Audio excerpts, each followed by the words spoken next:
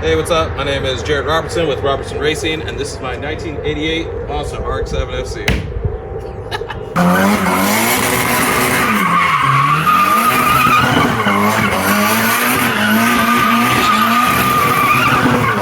I had a S chassis, S13 hatch with the SR20 in it. And this is back in the day when Evergreen had a wall on the 3/8 bank. And back in the day, I was a new driver, and I used to buy used tires from, the used tire place, and I'd buy like maybe 4, drive up to the track, go drift. Basically, I had this S13 that I had been driving for like 5 months, and I had a good day at the track, and then I ran out of tires probably like halfway through the day, and so I was like, oh, I'll just take my front tires and put them on the back. They got more tread.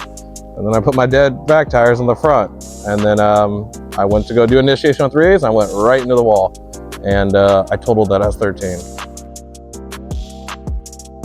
I got it summer 2012. I had a buddy who bought just the shell. He was gonna do an SR swap on it. He actually bought 2 of them. There was one that was from Corey Keyser. Corey Keyser used to have an SR20 Rx7, and it was a race car, like full on race car. It had it wasn't a daily driver. And one of my buddies, his name was Alex, he wanted to build an SR Rx7, so he bought both of them. He bought this as the clean shell, and then it never happened. I think it was like $900 for the shell, which was, back then, all Rx7 stuff was dirt cheap. I've always liked Rx7s, honestly. I thought they looked cool. I didn't know how well they drove, but I just, everybody kind of, everybody had 240s back then. Not many people had 350s because they're kind of expensive still.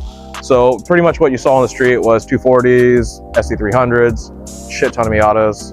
Well, it's always been the same motor type. I've gone through, I think, 3 SRs on it. This one I've had in the car since 2017, so I did that build. I rebuilt it in 2021 because I was bored, honestly, COVID stuff, and I just thought this wasn't really like my competitive drift car at the time, so I was like, oh, I'll just do a full rebuild on it. Just new internals, still built internals. The head's built. I mean, it's a fully built SR at the max power that pump can do. It'd probably be a lot better if it was on E, but I really don't drive it as much. All the iterations it's had on the car throughout the years, I would probably be right around like 50,000, maybe 60, which sounds crazy, but it's like, if you put together, 14 years of it. I always tell myself, hey, I'm gonna go take it to open drift and go rip. But like for right now, what I've done is I kind of brought it back to a clean chassis-ish, but as we get farther and farther just through the years, it's harder and harder to find parts for the Rx7.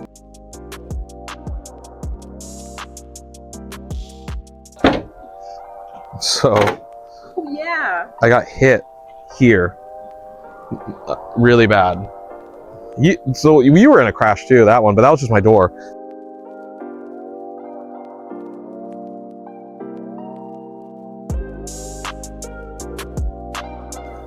I got hit here, and this hole, if you look, it actually bent into here. That shit should be flat. Yeah, it's rippled in. This, we ended up pulling out a little bit, but this was all bent in more. The door doesn't even go on here. This broke. I have spacers holding the door on. The fucking door strike, I had to fucking weld closer in because the door wouldn't close. For a long time, the door was, it was welded close. You can see right here. Back in the day, I had this thing welded closed because we couldn't close the fucking door. And, which was really hard for passengers to get in and out because they would have to climb through the fucking window. And it wasn't the most safe thing to do either when you're at the track. And I remember I tried to fix it one time and the door fucking opened on the 3/8 while we were driving. And so we ended up having to ratchet strap the door closed. It was a shit show. This car has been a shit show for a long time.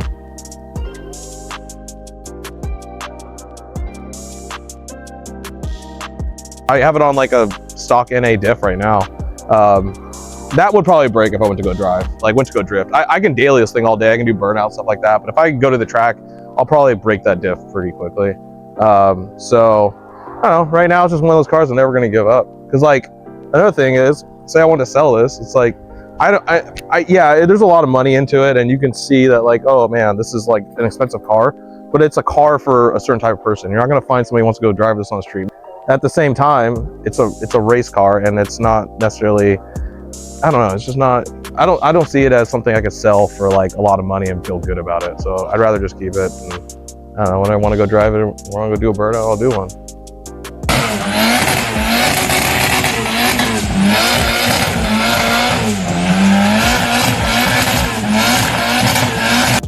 The body kit is just a BN Type 2 kit.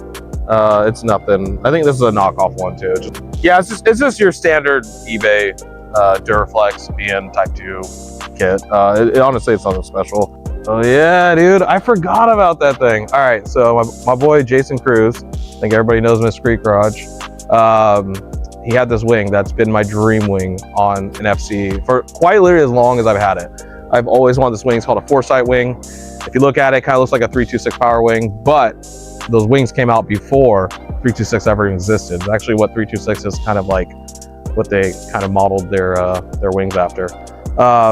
And they came out early 90s, and my boy had one on an IS 300 actually, but he had brought it up to me when he was doing a different look on his car, and he's like, dude, you're the only person I sell this to. So he told me, and he delivered because he's a homie, and yeah, now I have a Foresight wing. And I remember back in the day trying to get it off Yahoo Japan, and they were like, dude, I'm talking about like 2013, they were like $1,300 shipped. It was absolutely insane. So yeah, I'm actually pretty excited about that.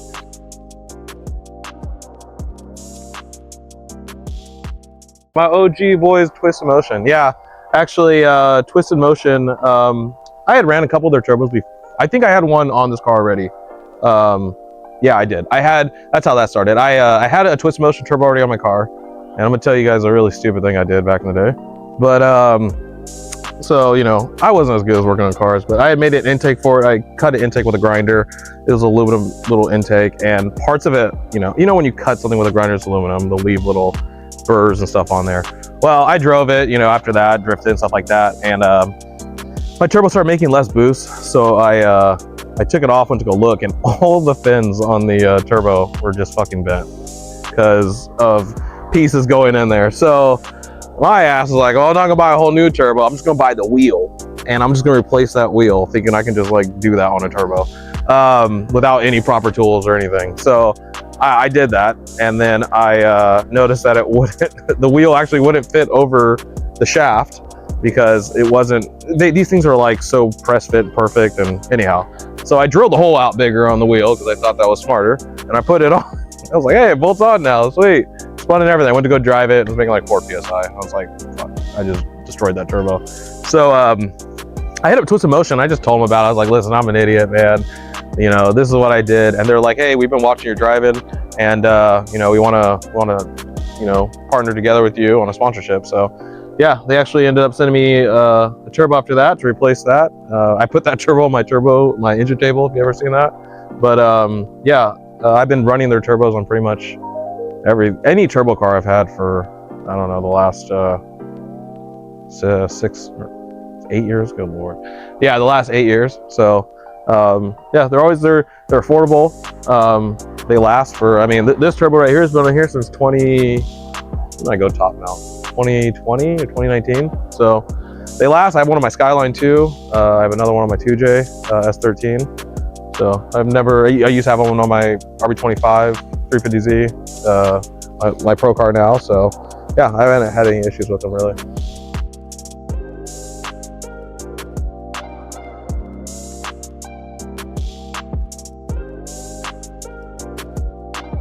This was my daily driver. So like this car, man, I use this fucking thing for everything back in the day. I use this thing to go do dump runs in. You know, I use this to go pick up parts. It was just a really reliable SR car that got good gas mileage back then. So I went to a lot of car meets and stuff like that. Like this was like literally the car I drove all day. It didn't matter the winter. I drove this damn thing in the snow, you know. So this thing, there's just a lot of history with this car. Another reason I won't really give it up. besides the fact that I don't think it's worth it to give it up. I don't necessarily want to see it even at the track, like getting beat up, because we already don't see cleanish. And this, don't get me wrong, this is not a clean RX-7, but it's cleaner than what you would mostly see, or a lot of the damage has been hidden by body panels. So, you know, it's something that you keep as like, you know, like, hey, nice ones can exist. So 2012, when 2013. This is after I already had the SR. First SR before it blew up. The first one, like, it was right after I got it running. Earl, I'm pretty sure we all know Earl. I saw his RX-7 truck and I thought it was the coolest shit in the world when I was young. And I was like, dude, I want to do that too. So I took the hatch off the fucking thing. I had a bolt-in cage at the time in this car. Anyways, and so I took off the rear hatch, went to Home Depot, took some outside floor mat, and I made like a back area to it. And I bought this like Toyota pickup window, and I was gonna put that in the back. It was more or less just a car without a hatch on it and some exterior floor mat on it, and a really janky window on the back that I don't even know why it's there, because the whole bottom of the window didn't have a bottom portion to it. It was very janky.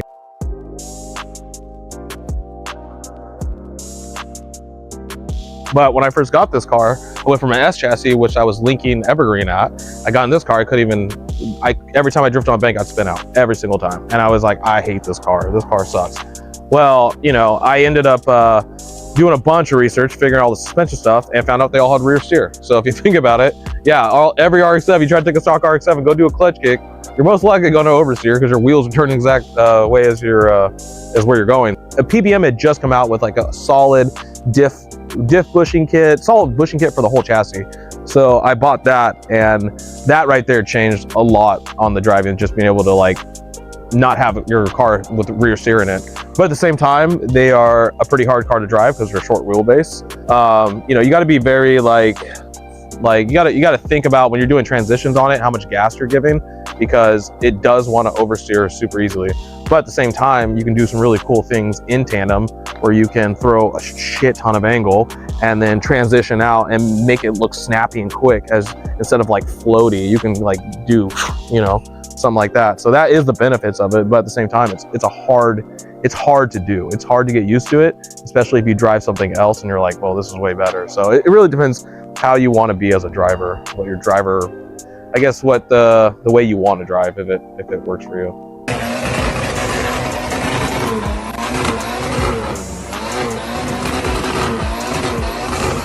Had a good amount of SRs in here. I think back in the day, everybody thought I was just blowing them up all the time. Originally, you know, I said I had an S chassis, and me and my buddies put an SR into here. When we were putting the SR into this, we had a really janky engine hoist, and it fell over. It fell over with the engine as we were trying to put it in, and it landed right on the oil pan. And I replaced the lower oil pan on the SR, and I was like, oh, everything's good in here. Hell yeah. I just didn't have enough knowledge back then. And, you know, put a new oil pan on, got the car running, drove it around for like maybe a month. It always kind of made like a ticking sound, you know, but I was young and I just didn't really, I thought maybe it was injectors or something. And I was partying one night and decided to, at my old shop, we started to do some donuts, and I did a bunch of donuts. And I did donuts until my motor blew, or no, actually I did donuts until my tires blew up. And then in the morning, you know, I swapped tires out, and then I was driving home and I was like, what is that sound?